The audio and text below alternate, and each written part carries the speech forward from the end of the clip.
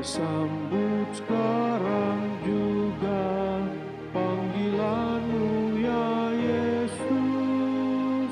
Kami berjanji setia dan memberi segala daya. Pemuda sekalian, berserah pada Yesus. Pemuda sekalian, kalahkan semua dosa. Gunakan tiap talenta untuk selamatkan jiwa. Pemuda sekalian, berserah pada Yesus. Meskipun besar tantangan, meskipun berat ujian, padamu kami serahkan segenap kemampuan. Pemuda sekalian, berserah pada Yesus. Pemuda sekalian, kalahkan semua dosa. Gunakan tiap talenta untuk selamatkan jiwa. Pemuda sekalian, berserah pada Yesus. Tiap talenta yang ada, meskipun hanya satu, bahkan waktu kami semua, kami serahkan bagi-Mu. Pemuda sekalian, berserah pada Yesus. Pemuda sekalian, kalahkan semua dosa. Gunakan tiap talenta untuk selamatkan jiwa. Pemuda sekalian, berserah pada Yesus.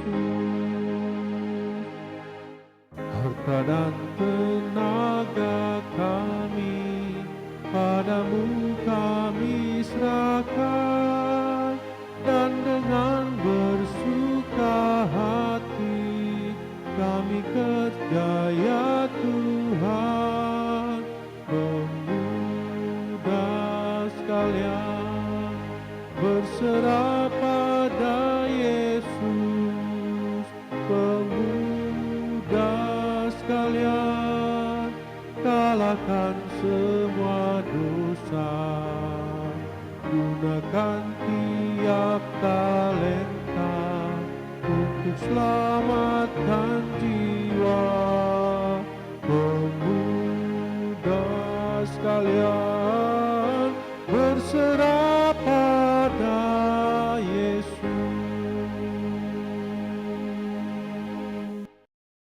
Untuk doa buka, Celiasa. Shalom, apakah suara saya terdengar jelas?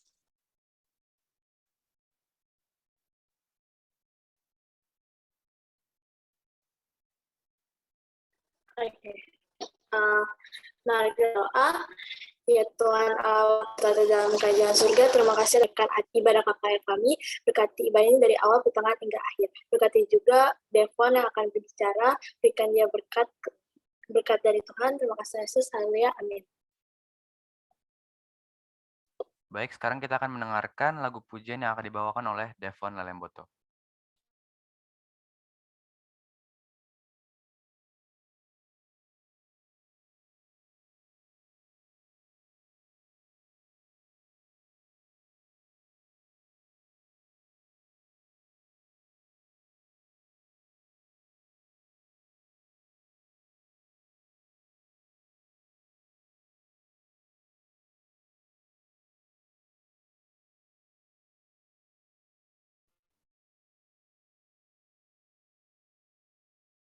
Kak JJ ada nggak ya?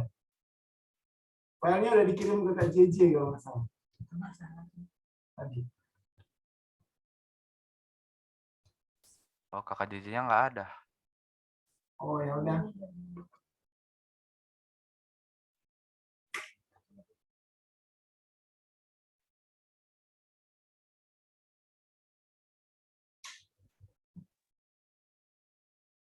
Jadi apa mau dilanjutkan saja? Ya di skip aja kali. Oke, oke. Baik, sebelum kita mendengarkan renungan yang akan dibawakan oleh Devon Lemboto, kita akan menyanyikan lagu tema kita, I Will Go.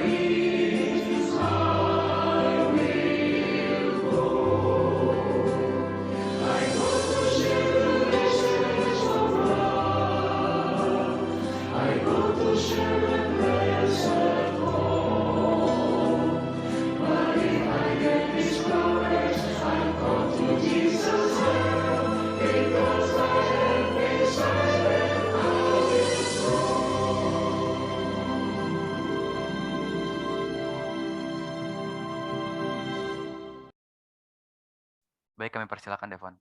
Silakan. Halo semuanya, izin share screen.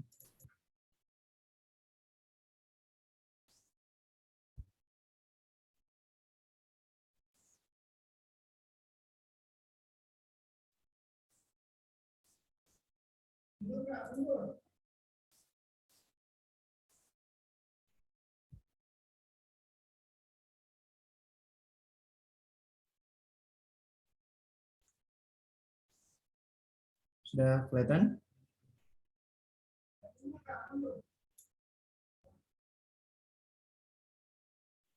Sessionnya sudah kelihatan? Sudah. Selamat malam bagi kita semua. Selamat bertemu lagi di KKR Pemuda yang ke-6. Pada malam hari ini saya akan membawakan renungan singkat yang berjudul Materai Allah yang Sebenarnya. Sebelum kita mendengarkan renungan tersebut, mari kita berdoa bersama. Tuhan, terima kasih atas berkat-berkat-Mu Tuhan. Pada hari ini kami boleh bertemu kembali di Zoom ini. Tuhan berkatilah acara pemuda KKR kami agar dapat berjalan dengan baik dari awal, pertengahan sampai akhir. Tuhan tolong berkatilah Devon agar Devon dapat membawakan renungan ini dengan baik. Tuhan ampunilah segala dosa kami dalam nama Yesus. Amin.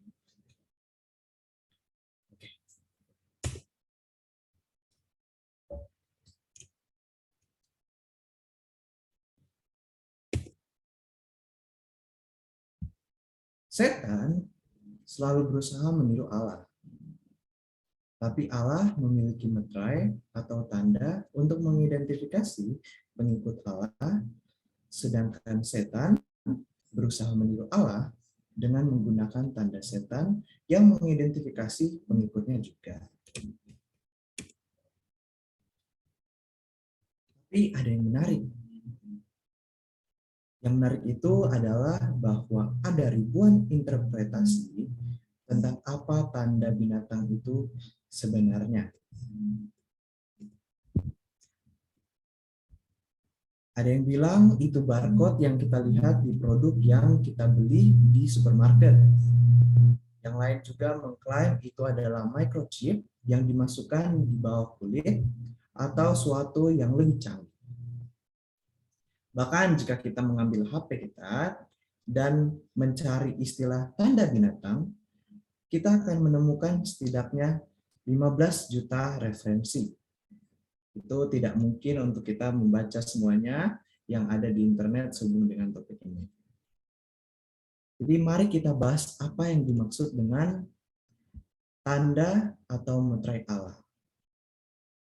Referensi langsung pertama yang dibuat Wahyu tentang meterai Allah dapat dibaca di pasal 7 ayat 1 sampai 4.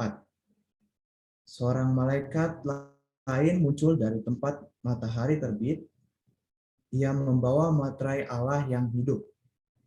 Dan ia berseru dengan suara nyaring kepada keempat malaikat yang ditugaskan untuk merusakkan bumi dan laut. Katanya, janganlah merusakkan bumi atau laut atau pohon-pohon sebelum kami memeteraikan hamba-hamba Allah kami pada dahi mereka. Dan aku mendengar jumlah mereka yang dimeteraikan itu 144.000 yang telah dimeteraikan dari semua suku keturunan Israel.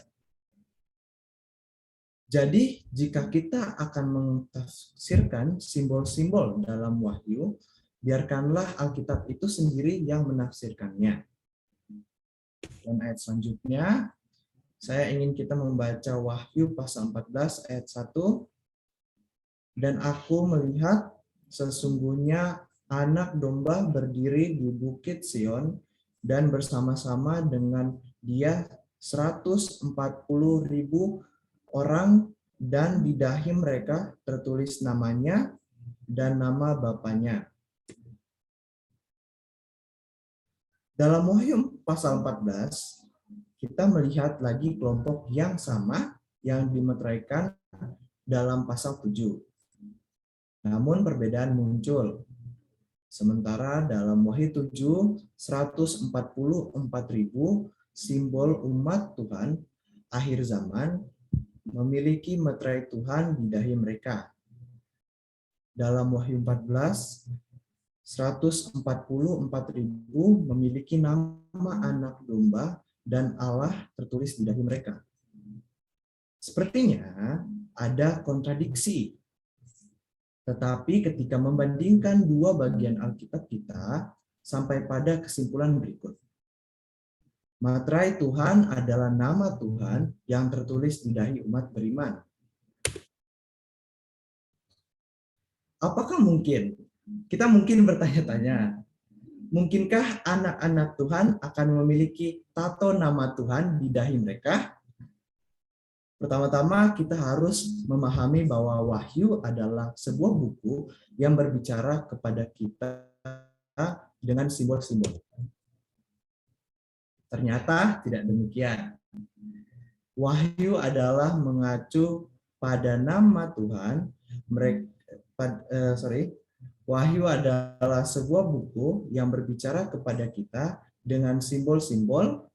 Ketika Alkitab dan khususnya Wahyu mengacu pada nama Tuhan, mereka berbicara tidak lebih dan tidak kurang dari karakter Tuhan. Materai Tuhan adalah cerminan dari prinsip-prinsip ilahi dalam hidup Anda dan dalam hidup saya. Tapi di mana kita menemukan prinsip-prinsip Tuhan untuk hidup kita? Sangat penting untuk dicatat bahwa ketika Perjanjian Lama berbicara tentang materai, itu menghubungkannya dengan perintah tertentu. Jika kita membaca kitab Yeskiel, kita akan menyadari mana dari 10 perintah yang berhubungan langsung dengan materai Tuhan. Di Yeskiel 20 ayat 12, hari-hari sabatku juga kuberikan kepada mereka menjadi peringatan di antara aku dan mereka, supaya mereka mengetahui bahwa akulah Tuhan yang menguduskan mereka. Pada Yeskiel 20 ayat 20, kuduskanlah hari-hari sabatku, sehingga itu menjadi peringatan di antara aku dan kamu, supaya orang mengetahui bahwa akulah Tuhan Allahmu. Dalam ayat ini kita melihat kesamaan antara kedua ayat ini. Yang pertama ada kata peringatan, dan yang kedua ada oknum, akulah Tuhan. Sabat, perintah keempat dari hukum Allah, diidentifikasi sebagai materai. Mengapa?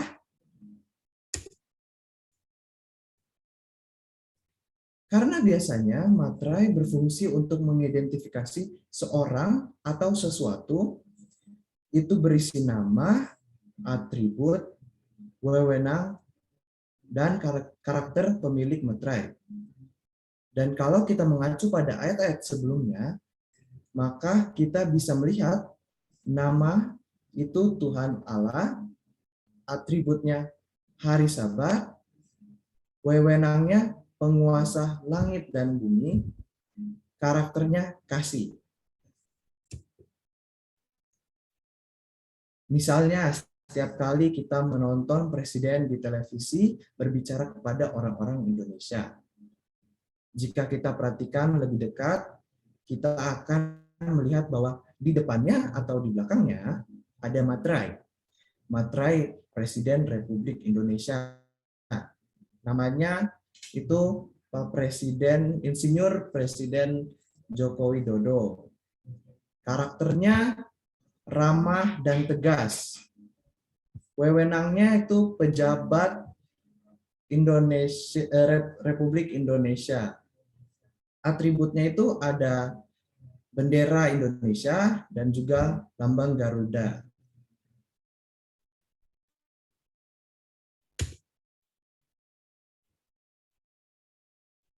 Saat kita membaca perintah keempat yang memberitahu kita tentang pemeliharaan Sabat, kita memperhatikan bahwa perintah itu mengidentifikasi Allah sebagai penguasa mutlak ciptaannya. Sebagai kesimpulan, kita dapat mengatakan bahwa materai Tuhan adalah karakter Tuhan yang direproduksi dalam diri mereka yang mengakui Dia sebagai penguasa alam semesta. Dengan memelihara Sabat, kita mengakui Tuhan sebagai pencipta dan pemelihara kita. Selanjutnya kita akan membahas tentang tanda binatang. Adapun materai Tuhan adalah karakter Tuhan yang diwujudkan dalam ketaatan pada perintah-perintahnya. Lalu apa tanda binatang itu? Untuk mengetahuinya, mari kita baca Wahyu pasal 13 ayat 16 sampai 18.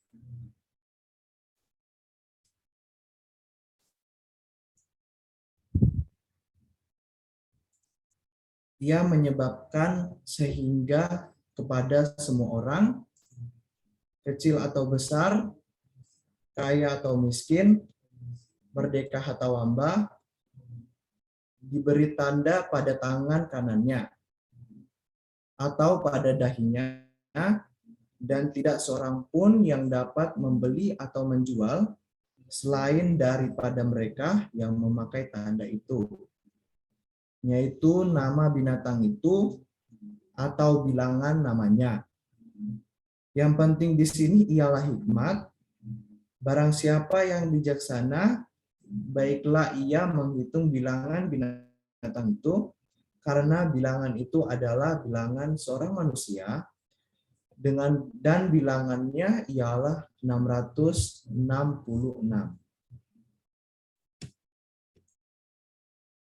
Untuk memahami apa isi dari tanda binatang itu, kita perlu berhenti dan menganalisa ayat 17. Kita perhatikan bahwa ayat ini memberi tahu kita tentang 3 hal yang berbeda. Oh, sorry.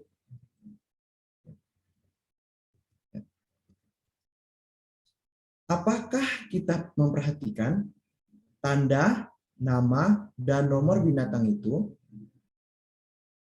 adalah hal yang sama. Ketiga elemen ini memberitahu kita tentang karakter binatang itu. Oleh karena itu, tanda binatang tidak lebih dari karakter binatang atau antikristus yang direproduksi dalam diri para pengikutnya.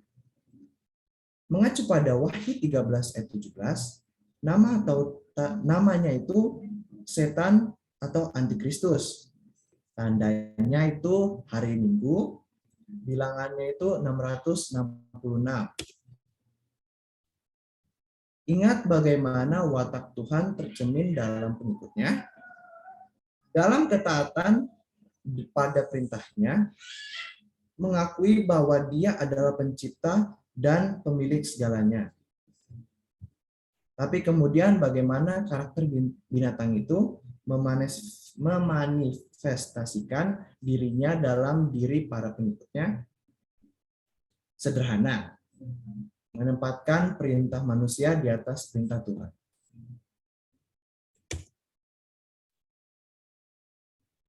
Seperti yang telah kita lihat, Allah menetapkan hari Sabat sebagai ciri dari hukumnya. Sabat dipelihara oleh Yesus dan para rasul. Tidak ada satu ayat Alkitab yang mengajarkan bahwa hari raya Sabat telah dipindahkan ke hari lain dalam seminggu. Tahukah Anda apa yang telah dilakukan sebagian besar gereja Kristen? Mereka meninggalkan 10 perintah dan menetapkan hari lain untuk menyembah Tuhan.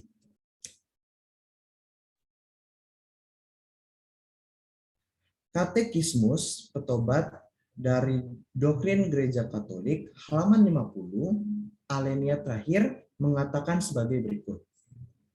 Kami merayakan hari Minggu sebagai ganti hari Sabat karena Gereja Katolik mengubah hari raya Sabat menjadi hari Minggu. Mereka telah mengubah Sabat menjadi hari yang telah ditetapkan manusia, seperti yang Anda lihat.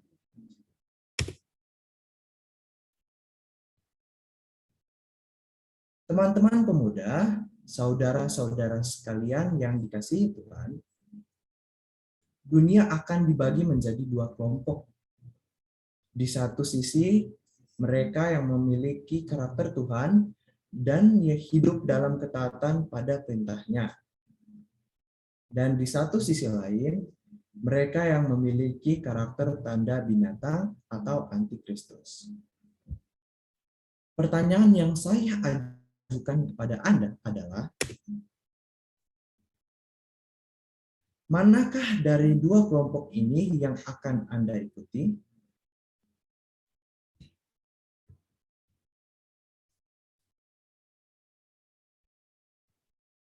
Tuhan ingin karakter Yesus Kristus direproduksi dalam hidup kita. Tuhan ingin agar dalam hidup kita buah-buah dari ketaatan penuh diwujudkan. Hari ini saya ingin mengajak kita semua untuk membuat komitmen setia kepada Tuhan. Mintalah Tuhan untuk menghidupkan dalam diri kita karakter Kristus dan membantu kita menjalani kehidupan ketaatan penuh. Renungan singkat yang saya bawakan telah selesai. Tuhan Yesus memberkati.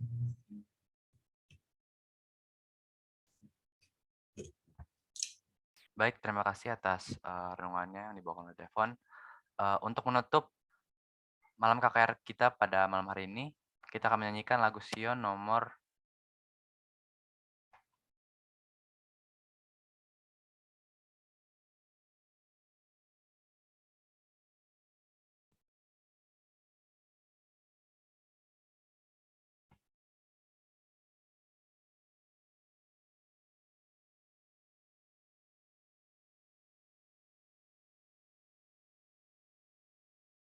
397 Betapa Teguh Persatuannya.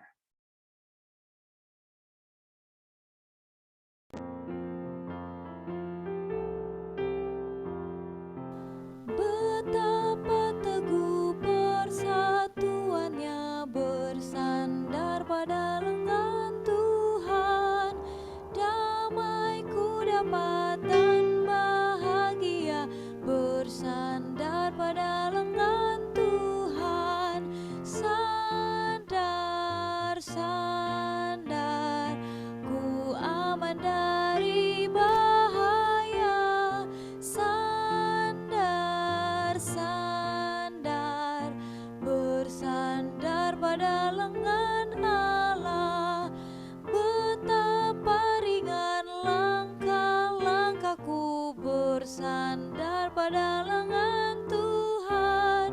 Bertambahlah terang segenap jalanku bersandar pada lengan Tuhan. Sandar, sandar, ku aman dari bahaya.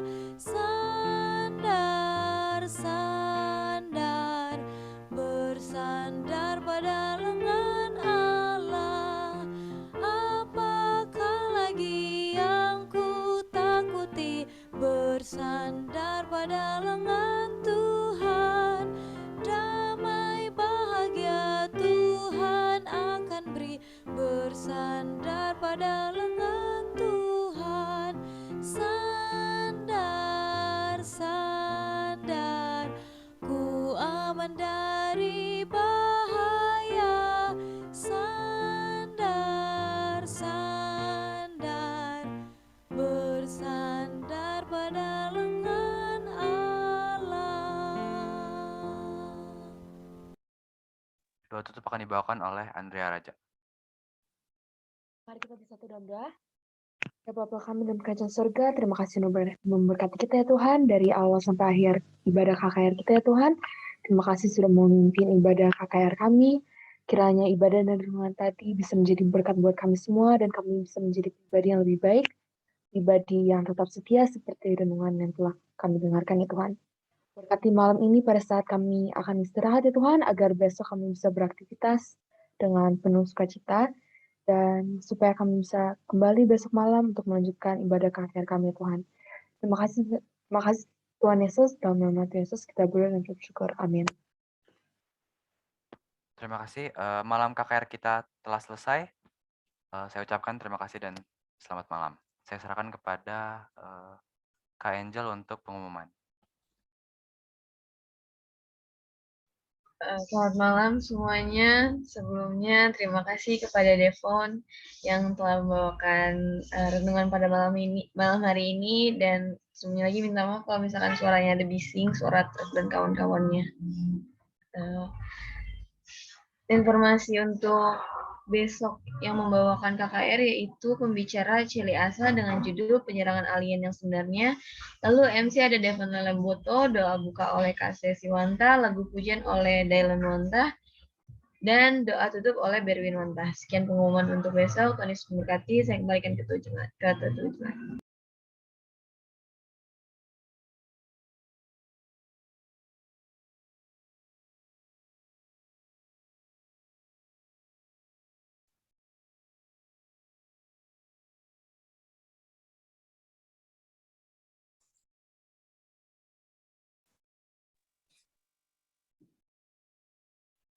Terima kasih Devon. Selamat malam semuanya. Terima kasih Devon.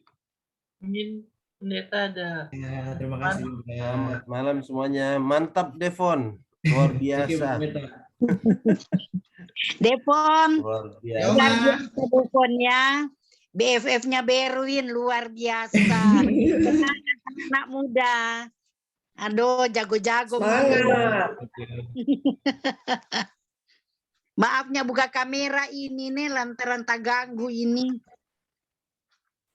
Gak apa-apa, hadir terus tiap malam. Iya. Terima kasih Om. Iya. Oma hadir terus Oma. Iya. Bayangin aja dong dorang bahas wahyu no luar biasa.